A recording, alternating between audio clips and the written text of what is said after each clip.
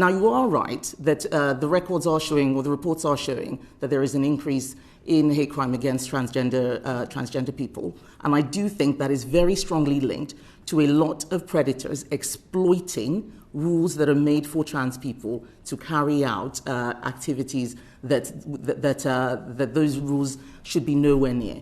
We see it with men exposing themselves in bathrooms. We see it with people trying to access single-sex spaces, such as women's prisons, when they have been convicted for violence against women and their victims are being forced to refer to them with female pronouns. That is not right.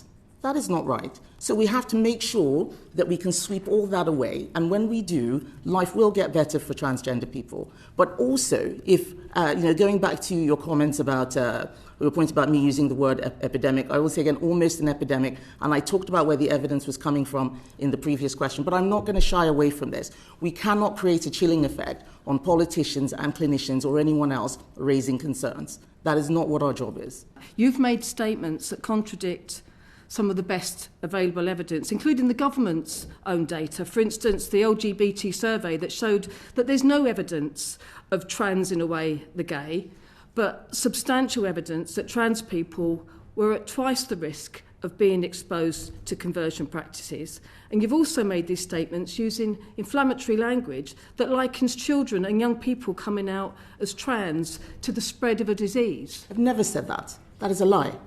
Well, that is a lie, and I think you should withdraw that statement. That is a lie. You are lying. You are lying.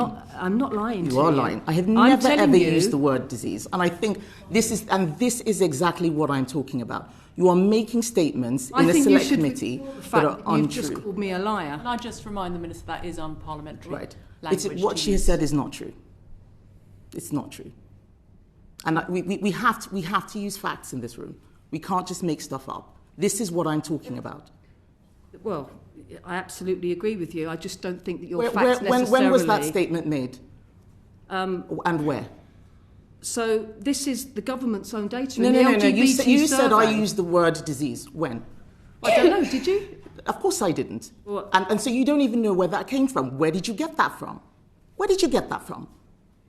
I'm not here to answer your questions. Because you don't know. Because you don't know. It is not true.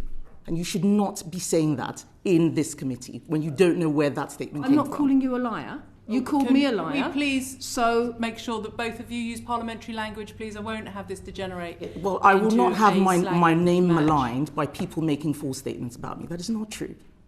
We have to do better than this. I absolutely agree with you, Minister. We have to do better than this. You yourself used the word explosion in response to an earlier question about the numbers of young trans people, and then didn't number produce of referrals to gender identity explosion, clinics. but you haven't provided the data to back that up. I'm sure we have that data because we know that I'm sure we have that data. Can you provide the committee with the data? I'm sure we can. I'm sure that we can provide that data to the committee. I don't have it to hand, but I didn't. You asked me a question and I answered it. I can provide and backup you used data. The word explosion without the data to back it up. So, Mr. Bell, perhaps you would provide us with the data that will evidence that. Thank you.